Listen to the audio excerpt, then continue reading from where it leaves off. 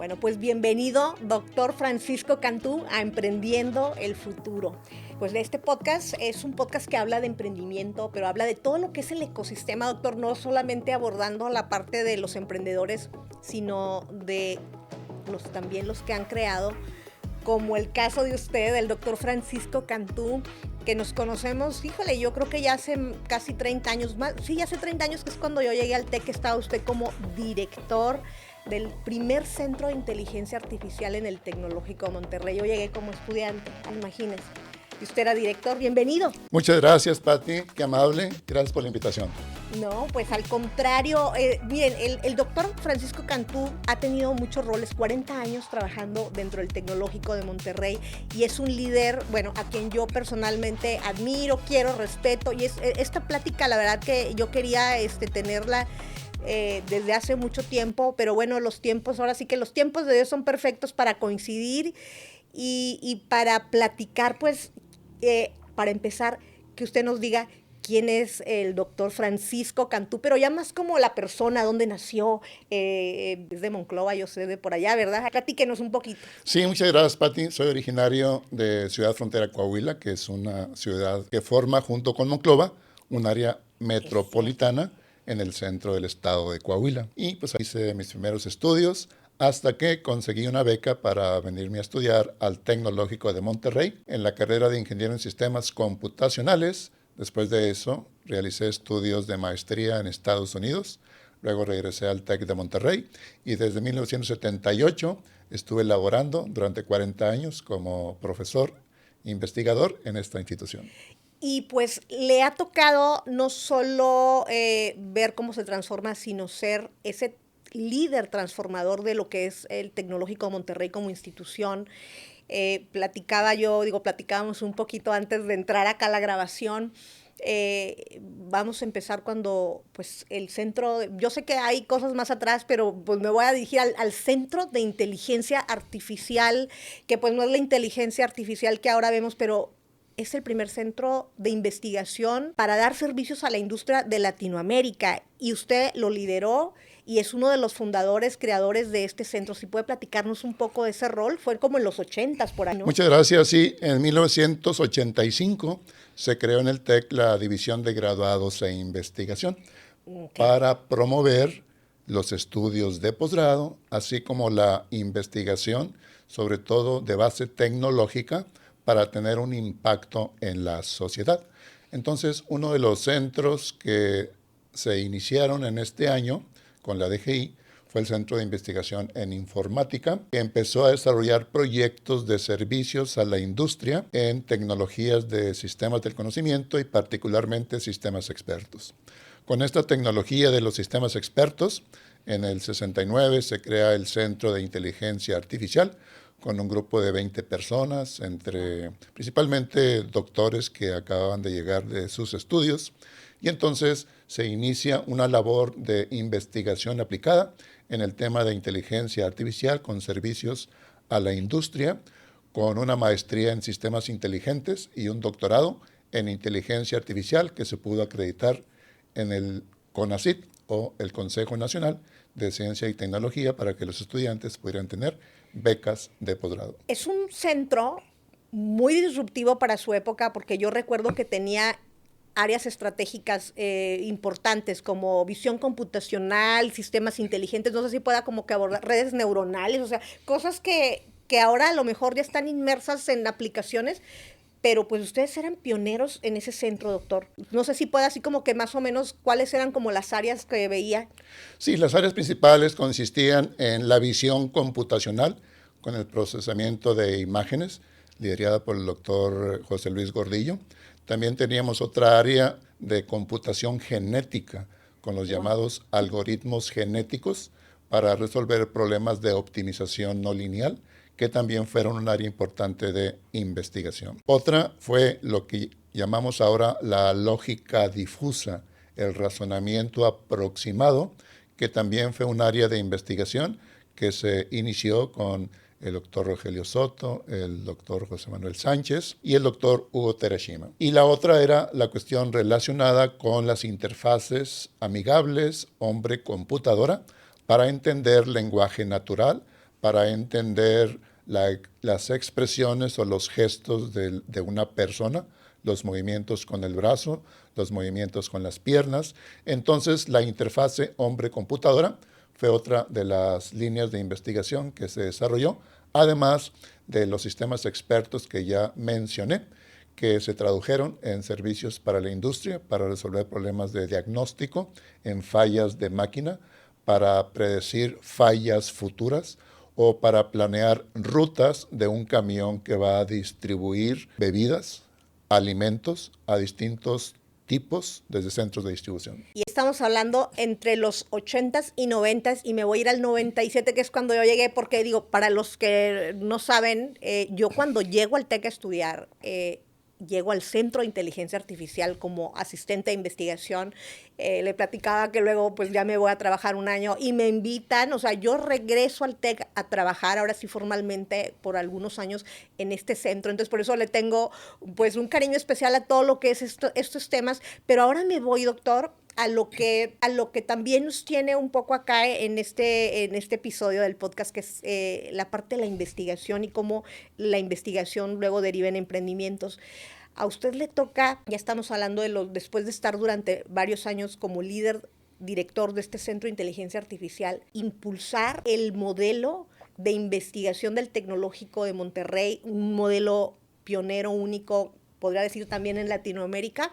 Y usted le toca, lo invitan a dirigir en ese tiempo lo que era la Dirección de Investigación y Posgrado. Platíquenos de ese hito importante y de que fueron casi otros 12 años en ese rol. Sí, estamos hablando del año 2001, donde ingresa como rector de la zona Monterrey del TEC, el doctor Alberto Bustani, quien hace algo significativo, que era darle confianza al profesor.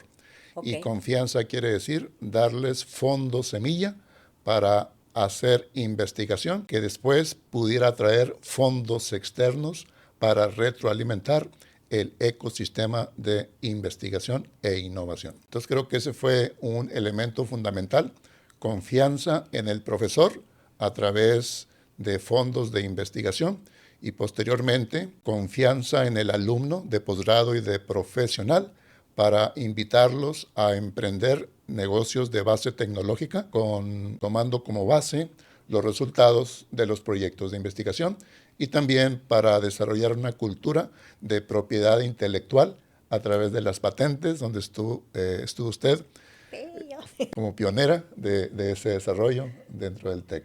Que fue maravilloso porque, miren, les platicamos, es que la verdad que esto es una historia y por eso emprendiendo el futuro, no se puede entender el futuro sin líderes como usted y visionarios que han pasado por el TEC y obviamente los que los acompañamos también con esta visión para, pues ahora sí que ir haciendo camino. Entonces, en 2001 empieza este nuevo modelo que se le conoció y que se ha documentado en muchos papers porque pues usted es investigador científico muy reconocido, el modelo de cátedras de investigación. Si nos puede platicar un poquito, o sea, en esa confianza y en esos fondos, algo importante además de la confianza son los indicadores, y usted fue pionero en crear estos indicadores de resultados y yo recuerdo que cuando empezamos y que usted me invita, porque yo imagínense, en el Centro de Inteligencia Artificial y que nos invita a subirnos a esta iniciativa, pues empezamos, me acuerdo, con unos cuantos, 17 creo que eran campus y se crearon como 100, o llegamos a muchos grupos de investigación en todo México. Efectivamente, en el 2001 inicia un modelo de investigación en donde el rector en ese tiempo, el doctor Bustani, toma el riesgo de dar dinero a estos grupos de investigación con el propósito de generar artículos científicos para crear reputación internacional a través de las revistas indizadas en bases de datos científicas. Otro de ellos era la generación de patentes para poder proteger la propiedad intelectual. La interacción con el Instituto de Propiedad Industrial de México fue muy importante para aprender los procesos de generación de una patente a partir de resultados de investigación, con vías a comercializarla posteriormente, y tenías el concepto de las células de incubación, que es básicamente darle también confianza en fondos semilla al profesor y grupos de alumnos de posgrado y de licenciatura.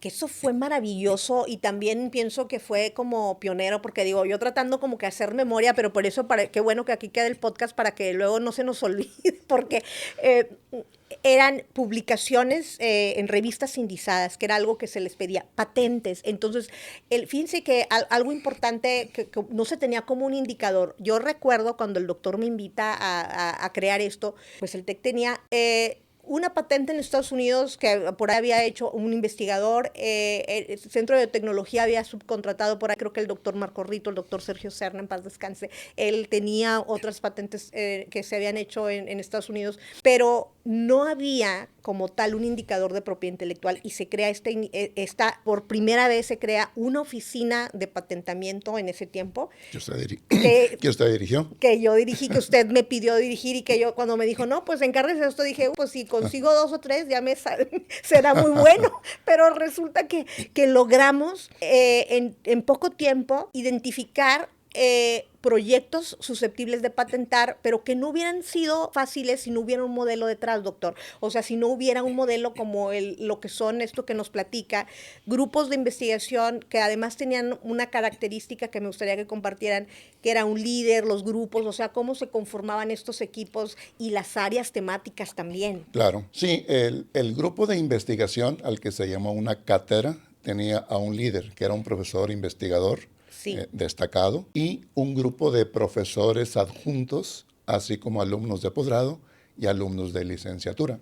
Sí. Entonces, todos ellos trabajaban en áreas temáticas, como por ejemplo telecomunicaciones, estudios sobre el agua, estudios sobre la calidad del aire, cuestiones de genética, biotecnología o nanomateriales, diseños aeroespaciales. Eran las temáticas de ingeniería, de administración, a través de la Escuela de Graduados, la EGADE, y también algunos proyectos de tecnologías de la información. Entonces, estos grupos definieron líneas de investigación para enfocarse a esos temas sin necesariamente dispersarse en varias temáticas. Entonces, correcto. El enfoque fue muy importante. Y que yo creo que eso es un hito y aquí nos ven también líderes que están en otras universidades, que están a lo mejor empezando a impulsar estos grupos. El tema de dispersarse, de definir líneas estratégicas, de tener fondos, de no andar de un proyecto a otro, sino volverse especialistas.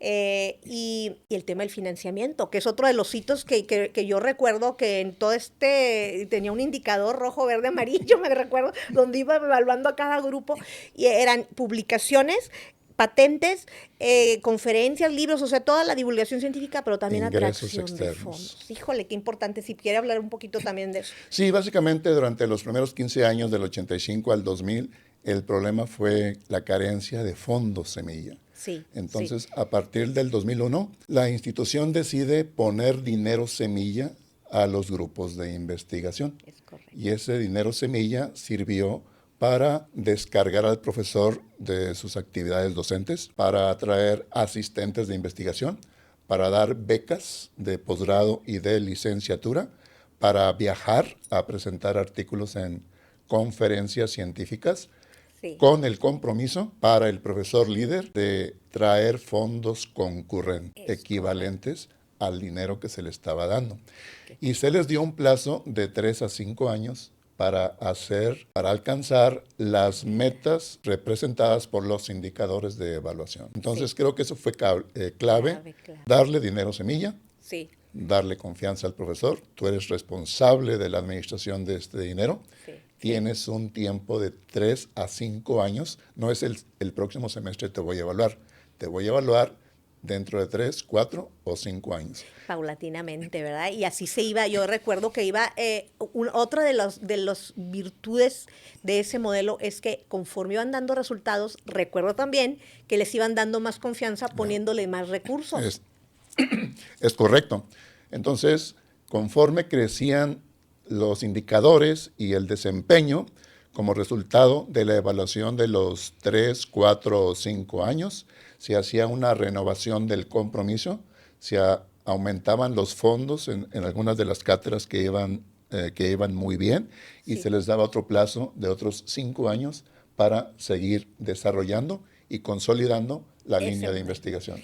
Bueno, voy a hacer la pausa para pasarnos a lo que luego es la DIE, pero voy a como que las reflexiones que nos deja esto es el Fondo Semilla, el desarrollo del talento, la confianza, la evaluación, los indicadores, pero lo más importante creo que también en todo esto que nos dice el crecimiento paulatino, ¿verdad? No es una cosa a que un año, sino nos dimos de plazo 3 a 5 años para generar incluso estas patentes y resulta ser, si recuerda usted, que nos volvimos la institución en todo México con más solicitudes de patentes a nivel nacional, por arriba de la UNAM y todo esto, o sea, con todo ese esfuerzo. Es correcto, efectivamente. Perdón, había una especie de ranking que tenía el Instituto Mexicano de la Propiedad Industrial que llevaba esos indicadores. ¿Cuántas solicitudes de patentes se han ingresado por parte de universidades? Entonces, a partir de que se inicia este modelo de cátedras, después de unos 5 años, se empezó a ver el otorgamiento de patentes a las solicitudes que se habían hecho 3, 4, 5 años atrás y empezó la bola de nieve a crecer. A crecer. Y además se generó una cultura que yo creo que yo me recuerdo cuando usted me da esta encomienda, estamos hablando de 2004, imagínense, y que firmamos aquí el convenio con el Instituto Mexicano de Propiedad Industrial, pues era un desconocimiento para la institución, pero también para los que gestionábamos la investigación, volvernos expertos en la gestión, la administración de propiedad intelectual. Para el 2010, usted ya tenía otro nombramiento muy importante que creo que fue otro hito. Lo nombran director de investigación y emprendimiento. Y entonces, por primera vez, la institución junta dos mundos que no se hablaban. Por un lado estamos hablando de todo esto que nos platica, pero en el otro lado están las incubadoras de empresas, las aceleradoras, los centros de familias emprendedoras. A usted le dan esa responsabilidad y llega ese otro modelo que es como el spin-off de las cátedras que se le llama células de incubación. Platíquenos de ese modelo, doctor. Muy bien, una célula de incubación de empresas de base tecnológica era un grupo liderado por un profesor y un grupo de alumnos. Pero la responsabilidad principal se le daba a un alumno que iba a ser el responsable de incubar la idea, desarrollar el modelo y hacer que esa empresa o esa idea de incubación empezara a florecer. Entonces se crean las primeras células de incubación de empresas de base tecnológica ligadas estrechamente a los grupos de investigación y entonces empiezan a trabajar con indicadores diferentes, Total. como era lo referente a las patentes generadas, a la atracción de capital semilla para financiar esas primeras empresas, como los indicadores planes fundamentales. De negocios. Los modelos de negocios. Planes de negocio, modelos de negocio, rentabilidad y retorno en la inversión. Eran los conceptos que se manejaban. Y eran otros indicadores, se hicieron indicadores, pero es que es increíble estar hablando con usted, la verdad, porque yo quiero, o sea, el doctor, grábense su nombre, el doctor Francisco Cantú, él es, además de un científico muy reconocido en México y en Latinoamérica, yo creo que es el primer, y casi, yo no he visto otros, la verdad, y que conozco, que ando por todos lados, el primer modelo de emprendimiento base científica tecnológica que nace de una universidad en México, y casi le puedo decir que en América Latina 2010 fue aquí, porque de este programa lo pudimos correr, doctor, desafortunadamente solo 3, 4 años, porque con los cambios y eso, pues no se dio el tiempo como las cátedras de que cada 5, cada 3, lo pudimos correr digamos que dos cohorts, 3, 4 años, sí. Donde logramos tener 34, yo son las que traigo contabilidad, 34 células de incubación que fueron empresas que nacen de estos grupos que usted dice, pero con una característica que ya no eran lideradas por los científicos originales, sino por los alumnos de posgrado. Y la hipótesis que teníamos y que usted tenía era que el estudiante que entrara a estudiar doctorado saliera con una empresa como parte de su tesis doctoral. Si quiere platicar un poquito de eso. Sí, básicamente fue una innovación que se hizo a los estudios de posgrado, particularmente el doctorado o los doctorados que la institución tenía en ese momento. Entonces, la célula tenía ese objetivo. La investigación, conviértela en valor.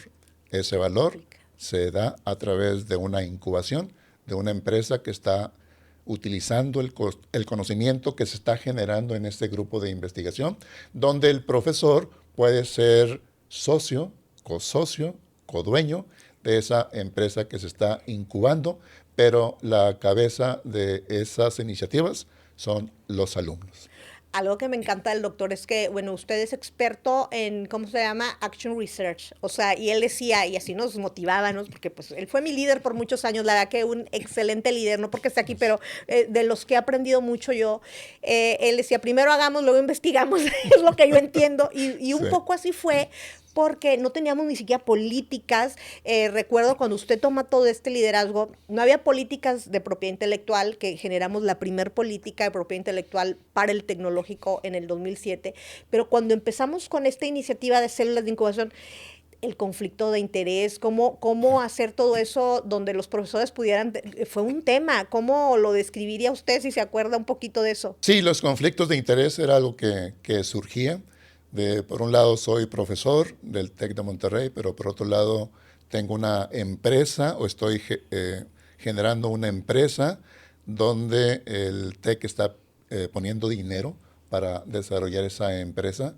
Entonces se tuvieron que hacer los acuerdos de confidencialidad, los acuerdos de licenciamientos. Es correcto. Para poder resolver ese tipo de conflictos. Y aquí el árbitro pues era el Instituto Mexicano de Propiedad Intelectual o Industrial, sí, en donde con toda la experiencia, con todo el conocimiento que tiene este instituto, nos ayudó de manera significativa a poder establecer este ecosistema de investigación e innovación con la idea de, repito, de generar valor a través de la investigación. Y la confianza, porque usted dice algo bien importante. Yo creo que las universidades debemos de aprender a trabajar en la confianza, porque ahorita que está el Congreso de la Triple Hélice, o sea, las relaciones, los ecosistemas se crean en estas colaboraciones de confianza, y yo creo que el TEC en este tema dio un salto de fe, un salto de confianza, a depositar recursos, también a no castigar, obviamente con todas sus áreas de oportunidad, porque el tema es que pues nosotros podemos confiar, de repente en las áreas legales no tanto, pero luego nos ayudan. Usted era un líder un poco en ayudarnos a mediar esa confianza, y de esas 34 spin-off o empresas de base tecnológica surgidas de las cátedras, hacíamos cuentas que más o menos ahorita siguen activas 5, doctor. De las que tenemos ahorita información. No ¿vale? Sabemos qué más haya pasado con otras, pero en todo caso fue la cultura que se desarrolló en estas personas, sí, que estuvieron participando en estas células de incubación de empresas de base tecnológica. Totalmente, la cultura, y que creo que es una cultura que un poquito, no digo que la hayamos perdido porque seguimos impulsando el emprendimiento, pero algo que creo que sí le perdimos en estos cambios que luego vienen, es que el rol de los estudiantes doctorales, postdocs, los estudiantes de posgrado son clave. O sea, vemos que el emprendimiento científico-tecnológico, pues sí deriva la investigación, pero al final quien termina echando a andar el mecanismo, pues son los jóvenes, ¿verdad? Así es. Recuerdo que un profesor me decía, no, dice, ya no, como dice, chango viejo ya no usa maroma nueva, me decía. Sí. Porque pues digo, exactamente, era complicado. A ver, doctor, y luego de ahí estuvimos con ese proyecto de la DIE, estuvo usted como liderando esto. Viene otro cambio. O sea, yo siempre que me preguntan del TEC, digo, es que hay cambios cada año, pero así fuertes yo creo que cada 5, ¿verdad? Cada 3, 4. Sí. Se crea, viene un nuevo líder que es Salvador Alba como presidente rector del TEC en ese tiempo, que ya pues se reorganiza todo. Nosotros, todo esto que me platica, estábamos en lo que era Campus Monterrey, uno de los campus, pero a usted lo invitan y nos absorben a toda su área, a toda su dirección, a una nueva aventura que es la Vicerrectoría de Investigación, y nos vamos nos jaló usted a todos ahora hacer esto, pero a nivel nacional, con procesos. Platíqueme un poquito ya de ese rol, de ese reto que tuvo. Sí, básicamente el cambio en la presidencia del Tecnológico de Monterrey, en la rectoría del TEC de Monterrey, pues trajo nuevas ideas. Hubo un cambio de orientación geográfica a, Sí. a orientación funcional. Se crean Ya. las escuelas nacionales de ingeniería, de administración, de salud, Sí, sí. de arquitectura. Entonces ya no es la geografía el principal factor, sino que es la función o la disciplina temática, como estas que he mencionado, cómo se organiza la institución. Entonces, Sí. esto da pie a que este modelo pues, se extienda en todas las escuelas a nivel nacional. Y por lo tanto, pues sigue creciendo la cantidad de personas involucradas, no solamente en la investigación, sino también en el emprendimiento de base tecnológica. Y como ya había datos que reportar, ya había publicaciones científicas en las principales revistas internacionales, había pues una buena cantidad de solicitudes de patentes. Algunas de ellas ya se empezaban a crear empresas de base tecnológica.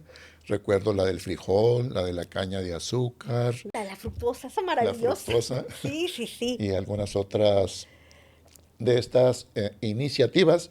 Y entonces dijimos, bueno, pues yo creo que el tecnológico como que debe dar a conocer todo esto a nivel internacional. Entonces se crea una iniciativa para participar en los rankings internacionales de universidades de investigación. Y eso lo Inicialmente lidera el, usted. el TEC de Monterrey pues empieza fuera de las primer 1000 universidades a nivel mundial, luego va avanzando poco a poco a las 700, a las 600, finalmente llega a entrar a las top 500, estamos hablando del 2013, 2014, y entonces a partir de ahí pues el ascenso se hace más difícil porque la competencia es mayor entre las universidades, no solamente de México ni de Latinoamérica, sino a nivel mundial. Y entonces actualmente la institución ha seguido avanzando, está ahorita posicionada dentro de las 180 mejores universidades del mundo, más o menos, y por lo tanto esto es resultado, consecuencia de la inversión que se hizo en los grupos de investigación, en el emprendimiento de base tecnológica, en el apoyo a los programas doctorales y en la conexión con la industria. Oiga, ese dato que nos da es maravilloso porque ya con ese rol, donde ya ve la institución y nos reorganizaron, digo, para que así los que no conocen mucho el TEC, 25, 26 campus en ese tiempo, y dicen, bueno, vámonos a hacer la vicerrectoría a nivel nacional, va a ser funcional, se crean las escuelas, indistinto, estés en Guadalajara, en Chihuahua, en México, Así es. Y también las oficinas, también había oficinas de transferencia de tecnología en diferentes Exactamente. campus. Entonces, a mí en ese tiempo me dan el rol de unificar y de ser la red nacional de oficinas OTTs. de las OTTs que tenían los campus. Éramos 10, imagínense. Y el gobierno en ese tiempo daba sus apoyitos para que hiciéramos cosas. Pero lo que usted nos está diciendo es algo fantástico. El tema del rol nuevo que usted llegó a tener fue el posicionar al TEC en estos rankings como el QS, y fue mucho de lo que también nos llegó a dar visibilidad de pasar de las 1000 hasta ahorita por las estar en las 180. 200, Sí, dentro. 180, llegamos hasta Exactamente. 160, Así donde es. el principal indicador vienen siendo obviamente publicaciones, citas, Así es. pero no se puede entender el emprendimiento base científico tecnológico sin las publicaciones, sin las citas, sin la investigación fundamental como la que el TEC ha impulsado en los 20 años que lleva o más, 25, ¿verdad? Esto. Ahora, todo este de camino que usted nos platica, doctor, liderando cada iniciativa. Platíqueme una anécdota, una cosa, porque esto pues habla también de la resiliencia. Usted como líder que le ha tocado ver toda esta transformación para aquellas universidades que están empezando o quieren hacer lo mismo, o sea, ¿qué es lo que les recomienda? O sea, en la resiliencia, en las iniciativas, lo que le ha tocado vivir. Sí, pues recuerdo el nerviosismo de los investigadores líderes de los grupos cuando iban a ser evaluados a los 5 años en los indicadores que tenían que haber cumplido para poder tener una reacreditación y continuar con el financiamiento y continuar con los apoyos institucionales. Entonces sí recuerdo mucho pues la preocupación de los investigadores, hombres y mujeres, había líderes también muy destacados, y entonces generalmente había resultados muy buenos, y el peor de los casos era en el cual se recomendaba la fusión de dos grupos existentes de investigación en uno solo. Ya. No necesariamente que se terminaran, sino que se fusionaran para continuar con las líneas de investigación emergentes que se tenían 5 años después de que habían iniciado. Entonces sí recuerdo el nerviosismo de los grupos y sobre todo del líder de ese grupo de investigación cuando iba a ser evaluado, ya sea en la escuela de medicina, ya sea en la escuela de arquitectura, de ingeniería, de tecnologías de información, de administración. En todas estas áreas se dieron grupos de investigación, cada una con sus propias disciplinas, con sus propios métodos de investigación, de acuerdo a las ciencias sociales, a las ciencias administrativas, a las ciencias biológicas o a las ciencias exactas, pero básicamente era la preocupación del investigador de si iba a continuar o no con su grupo de investigación. Y las decisiones que se tenían que tomar, porque al final yo creo que también que pues le tocaba a usted tomar esas decisiones de decir, pues ya no continúas con el apoyo, o sí, y creo que ha de ser difícil, ¿no? Esas decisiones. Sí, definitivamente que así era, pero afortunadamente la mayor parte de las evaluaciones eran muy positivas por los fondos externos que se traían, por las patentes generadas, por las publicaciones científicas en revistas top de las distintas disciplinas. Que son las que La base de logramos. datos que se trajo, Scopus, para monitorear las publicaciones científicas y las citas que iban recibiendo. Esas publicaciones fueron muy importantes para incentivar a los investigadores a publicar en las mejores revistas. Fantástico. Pues miren, hemos como ido tocando como los temas y vamos a entrar a una sección que me gusta mucho de Emprendiendo el Futuro. Es como intentar predecir el futuro y un poco acá la consulta es la inteligencia artificial. Doctor, regresamos a que la inteligencia artificial hoy en día, a diferencia de cuando estuvimos en el centro, que era como algo pues de especialistas que solamente la podían utilizar gente pues muy preparada, ahora la podemos utilizar todos en nuestros celulares, consultar, y aquí yo hice mi consulta con Grok, que es la inteligencia artificial de la red social X, con quien platico mucho, y creo que ya me estoy volviendo un poco fan del Grok, pero él me comentando un poco, preparando esta plática con usted, vamos a hablar del artículo de la cual soy coautora junto con usted. Es el primer artículo que habla y documenta todo esto que se llama Spreading Academic Entrepreneurship Made in Mexico. Pues que es impulsando el emprendimiento académico hecho en México. Y pues Grok lo reconoce como un referente clave para México y para América Latina con este artículo, además de que es muy citado. Y habla de un modelo que usted es autor, que se llama el modelo REPITA, Research, Ecosystem, People, Intellectual Property, Transfer and Alignment. Fíjese qué bonito está. En este marco de proyecto, ¿cómo se le ocurrió este acrónimo que hay que adoptarlo, que es bien fácil, REPITA? Sí. Pues básicamente es un resumen de todo lo que hemos platicado. Sí. Hacer investigación con impacto, investigación que te da valor, no nada más valor económico, Sí. sino otro tipo de valores de los que podemos platicar, y también la alineación para focalizarse en líneas de investigación específica que persistan a lo largo del tiempo. A pesar de los cambios que pueda haber en el entorno, el perseverar en una línea que de repente puede ser que esté muerta, como era la inteligencia artificial en los 90s, y Sí. que de repente tiene un boom. Entonces, el alignment es básicamente esa idea de poder continuar con una línea de investigación, aunque no haya buenos tiempos en el entorno, pero que finalmente eso que estás haciendo puede resultar en algo muy valioso. Y además también, una de las cosas que usted hizo muy bien en el alignment y que creo que las universidades y bueno, quien todos los que hacemos impulsamos los ecosistemas.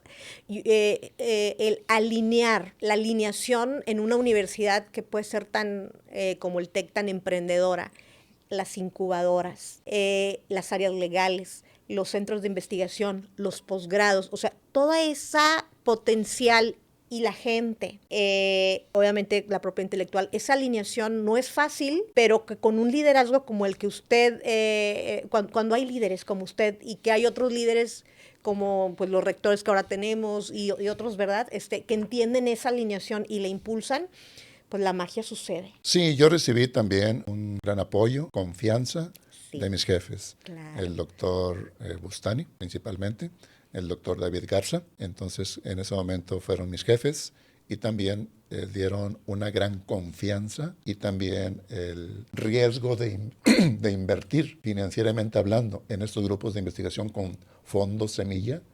Entonces, eso habla de que la confianza, cuando se da y se da de manera significativa monetariamente, es lo que quiero decir.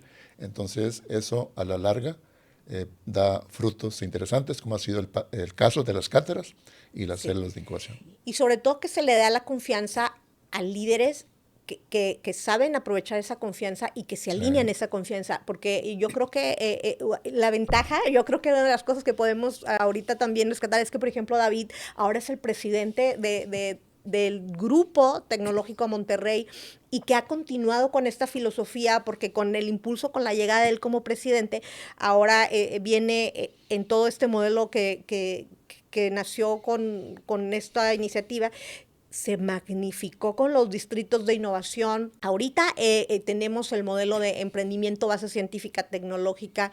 Quizás yo creo que lo que nos está faltando en esta parte, que ya lo estamos trabajando, es la gente, o sea, el poner más los posgrados, el poder formar estos equipos y la alineación quizás un poco, pero entiendo que la alineación pues también a veces es complicada cuando hay tanta.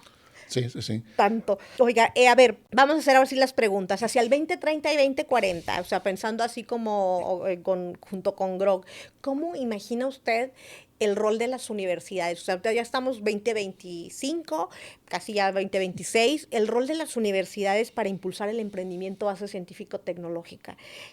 ¿Usted cree que veremos para el 2030 2035, que más universidades impulsen esto? Bien, eso es muy deseable, depende mucho de las condiciones socioeconómicas que tenga el país, y no nada más el país, sino el entorno mundial. Es correcto. Entonces hay muchos retos como nación, como país, muchas dificultades por resolver, pero creo que la fe y la confianza en que sí se puede es fundamental para lograr la transformación de la sociedad o una parte de la sociedad que a su vez se conviertan en semillas de transformación de las futuras generaciones. En pocas palabras, soy optimista en que mientras más retos haya, y que vaya que los tenemos, más iniciativas y más ingenio y más creatividad podemos tener, sobre todo conociendo el capital humano que hay en las universidades. Oiga, y Grog decía, fíjese, estas inteligencias artificiales realmente son inteligentes. Decía, con la subfinanciación que hay en I+D, que es totalmente subfinanciada en México y en Latinoamérica, dice, si se adoptan modelos como los que el doctor Cantú nos dice del REPITA, o sea, acuérdense, Research, Ecosystem, People, Intellectual Property Transfer y Alignment, o sea, alineación, esto puede ser factible, porque aún en el tema de la adversidad y los pocos recursos, cuando hay alineación, doctor, posgrados, incubadoras, aún y con todos estos retos que usted dice, bueno, podemos hacer y seguir intentando y caminando, pero hay que tener modelos, o sea, y el modelo REPITA es una cosa maravillosa, pues es lo que dice, yo creo que sí. Ahora, el impacto de las tecnologías emergentes, todo esto que ahora vemos, la inteligencia artificial, la biotecnología, lo que viene el cambio climático, los ODS, ya sabe que todas las universidades de la TAM, ¿usted cree que haciendo alianzas, así le hablamos, o sea, que hagamos alianzas más como regionales, países, no sé, como Perú, con Chile, Colombia, como hacer estos hubs de innovación regionales para impulsar esto, ¿Lo ve como algo que pueda ser una manera de impulsar? Bueno, se ha dicho por mucho tiempo, vamos a aliarnos con la Universidad de los Andes, vamos a aliarnos con universidades del Perú, con universidades de Chile, con universidades brasileñas, y creo que el modelo, la idea, la iniciativa ha estado desde hace mucho tiempo. Entonces sí necesitamos un modelo disruptivo, creo yo sería a nivel supranacional, que nos permitiera hacer lo que se especifica en REPIT, Sí. para poder tener pues beneficios regionales de los países, de las universidades. Entonces, por supuesto que sí es factible y pues se requieren los líderes a nivel internacional, a nivel nacional, que crean en este modelo y que a pesar del entorno problemático en el cual se mueven las sociedades de los países latinoamericanos, pues se tenga la creencia, la confianza de que esto es posible. Pero sí se requiere un fuerte liderazgo para poder lograr esas metas que están especificadas. Un tema que usted mencionó es la transformación de la currícula, del rol de los estudiantes doctorales, de los posgrados, y yo creo, y Grock también aquí lo dice, la educación y el talento hacia 2040, que las universidades tendríamos que transformar la currícula para crear más emprendedores científicos, porque el desarrollo de la economía yo creo que justamente está en el emprendimiento, doctor, estos emprendimientos, pero donde a lo mejor entonces tendríamos que ponerle a la currícula temas de negocios, temas de ética, otros temas, ¿cómo ve eso? O sea, ¿cree que sí, que pueda ser factible?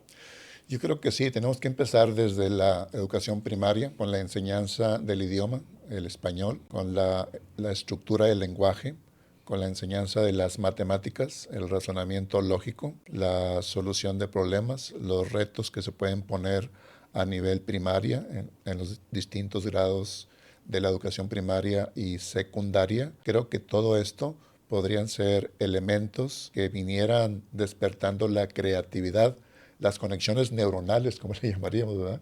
Para que las nuevas generaciones que estamos ahorita iniciando, sobre todo del año 2000 para acá, tengan este switch encendido en donde se crea posible el cambio que viene desde la casa, los primeros años de la educación en la primaria. Repito, las matemáticas, los idiomas, la lógica como elementos fundacionales para poder crear lo que usted menciona, que serían características de las generaciones que vamos a tener en el 2030, 2035, 2040. Entonces, definitivamente que sí, es posible lograr estos cambios y creo que la educación desde la casa y el nivel primario sería fundamental para estas metas. Fantástico. Hay otro tema que tiene que ver con la burocracia.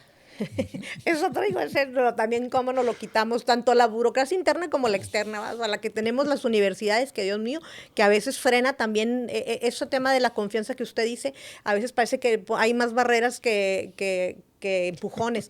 Entonces, ahora, a ver, la burocracia en la propiedad intelectual y también los escasos fondos de inversión de riesgo, no sé si se acuerda este viaje que hicimos a Utah. ¿Se acuerda?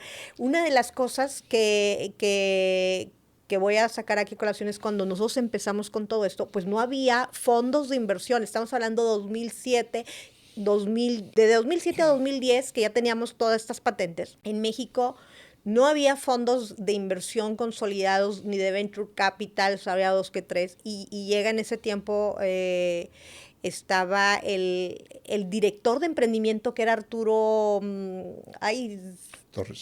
Torres, en paz descanse, que sí. También empieza, llegamos a Cuba con él, Rogelio de los Santos, y porque llega un grupo de Utah que andaban ellos queriendo formar un grupo de inversión y estaban evaluando que si Brasil o México, dónde ponerlo. Y por alguna cosa dijeron, no, pues Monterrey, nos llevaron. Oye, yo me acuerdo que yo hice el oso de mi vida porque fui yo a exponerles todas las patentes, ni una era empresa. Imagínense, yo creo que se quedaron así como que, o sea, nosotros no compramos patentes, ¿verdad? O sea, compramos, invertimos en empresas. Y fuimos a Utah a hacer toda esa exploración. ¿Cómo ve eso? ¿Sí se acuerda de ese viaje, doctor? Claro que sí, lo tengo muy presente. Y pues básicamente fueron lecciones que fuimos adquiriendo para ir refinando nuestro ecosistema de innovación y emprendimiento. Entonces aprendimos mucho, recibimos muy buenos consejos. Me acuerdo del ingeniero Patrick McKay, que también tenía una gran experiencia de patentes que desarrolló para la industria del acero y que fue nuestro mentor en el desarrollo de estas iniciativas de patentamiento. Pero estas personas que usted menciona de la Universidad Paul de Utah, Armstrong se llamaba, el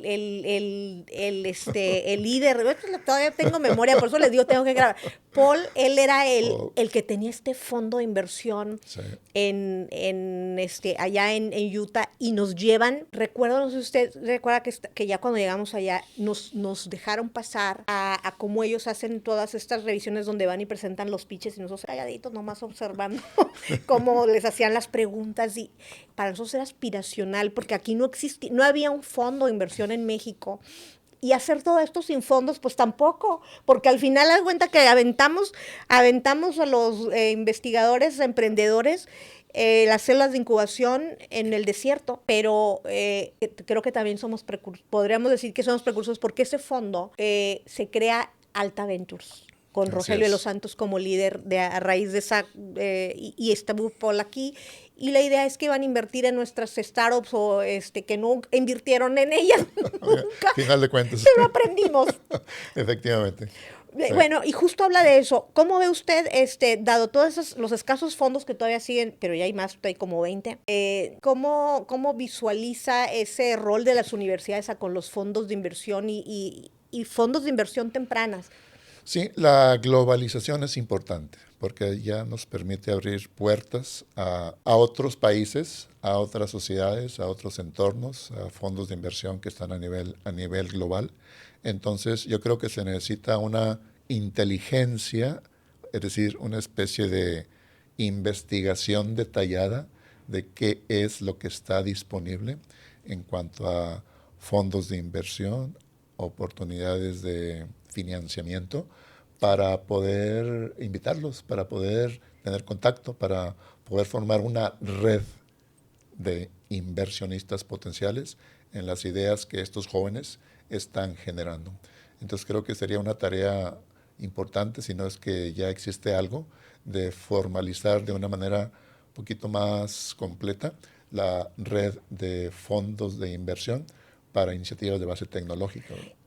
Que eso que usted dice, existen fondos, pero no están especializados. Yo solamente conozco uno, que es argentino, que es GridX, que ¿sabe quién lo dirige aquí en Latinoamérica? Teresa de León. Tere de León, que estaba en el CONACYT por algún tiempo. Es el único fondo, al menos que yo identifico real, o sea, que en México, que está ya geolocalizado, y casi puedo decir que en Latinoamérica, que invierte a emprendimientos bases científico-tecnológicas. Los demás todavía siguen como fintech y esas cosas, y hay que hacer esa tarea que creo que usted lo dice claro, porque si no tenemos, o sea, tenemos las iniciativas, pero no están los que invierten en eso, pues se nos quedan en el papel, nada más en ideas. En el papel, en ideas, o en un escalamiento muy complicado, ¿no? Sí.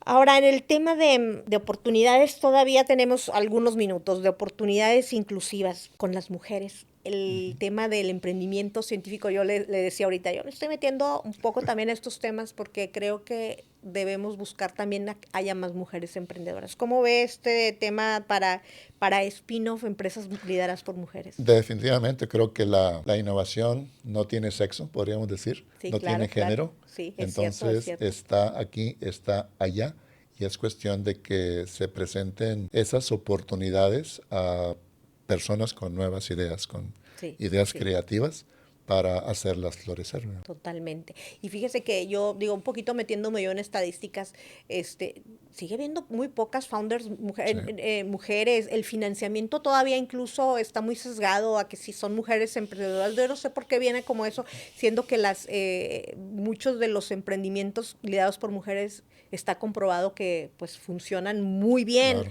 por supuesto. Pero yo creo que tiene que ver con la confianza. Una cuestión cultural también. Cultural y confianza, que es la que no hemos logrado. Definitivo.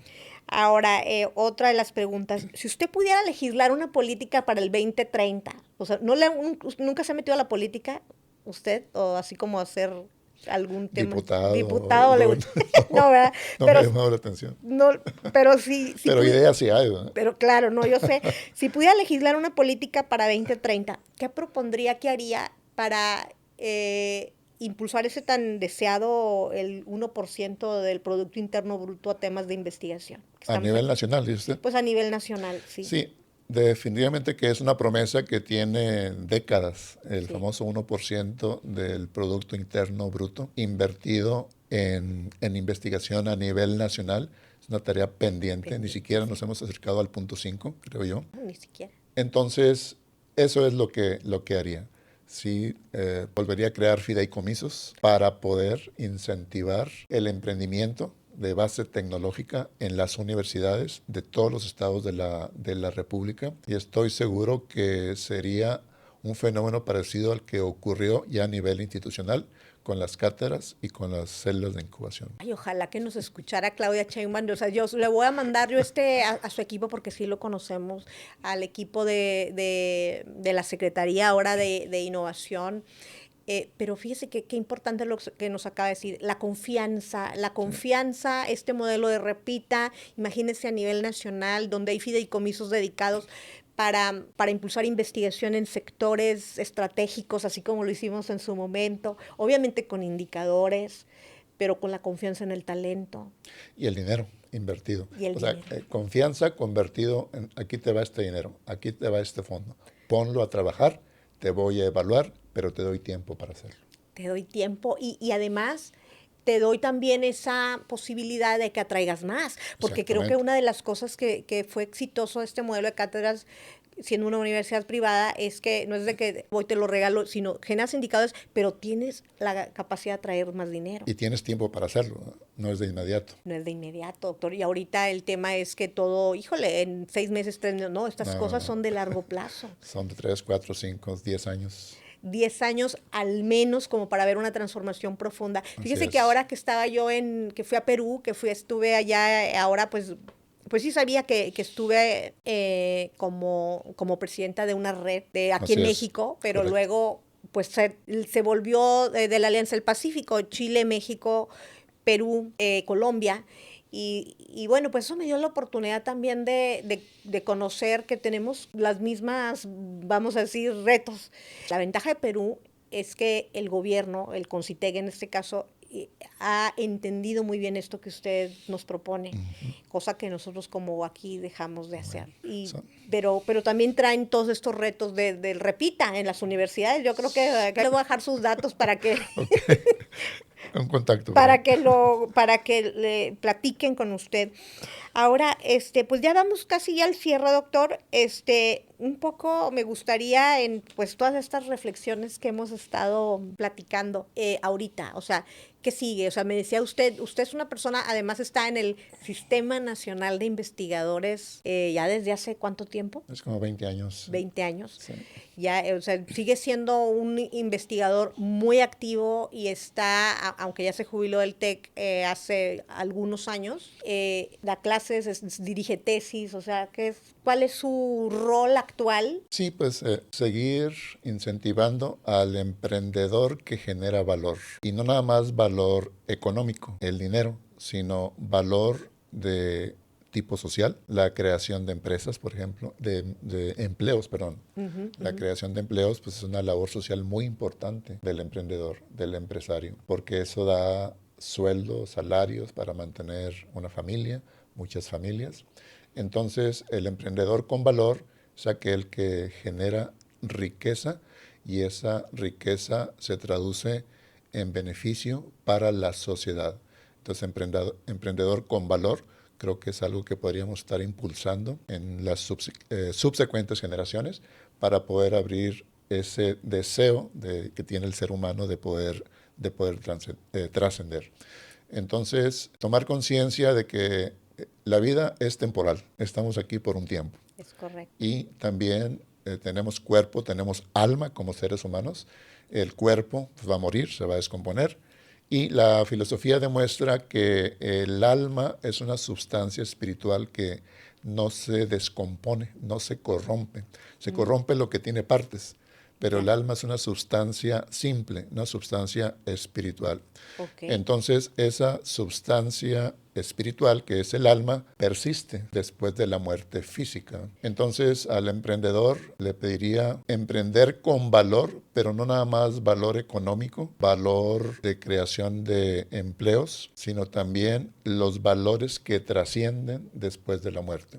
Está la justicia, la solidaridad con las personas más pobres y que el alma sigue viviendo después de la muerte, ¿verdad? Entonces, tener presente esto cuando estamos hablando del emprendimiento, cuando estamos hablando de valor, cuando estamos hablando de dinero. El dinero, pues, como decía por ahí un papa, nunca he visto un funeral en el cual venga atrás del cortejo fúnebre un camión de mudanzas, porque los bienes materiales aquí se quedan y pues el cuerpo se va al panteón, pero el alma sigue viviendo. Entonces, tener presente eso para los emprendedores. No todo es dinero, no todo es patentes, no todo es familias que estás beneficiando con las empresas que estás creando, sino los valores que trascienden. Entonces, emprendedor con valor, pero con una visión de largo plazo, y no nada más largo plazo, sino para la vida eterna. Oiga, qué bonito, y creo que eso iba un poco a lo que también me decía que quiere escribir, que está documentando en un artículo, de esta parte de, pues, más filosófica,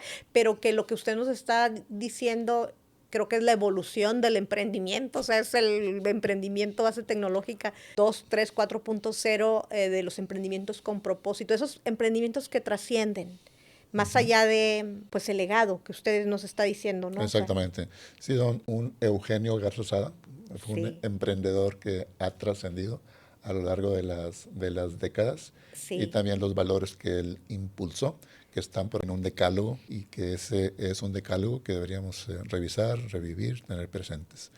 Y pues sabemos que los que tenemos fe en la vida eterna, sobre todo a través del cristianismo, pues que le hizo una labor trascendental en el impulso de todos estos valores que persisten después de la muerte, en la vida eterna. Qué interesante. Fíjese que ahora yo, y qué bueno, qué buena reflexión nos hace, porque ahora que vienen los emprendimientos que le llaman emprendimientos conscientes o emprendimientos con propósito, sí.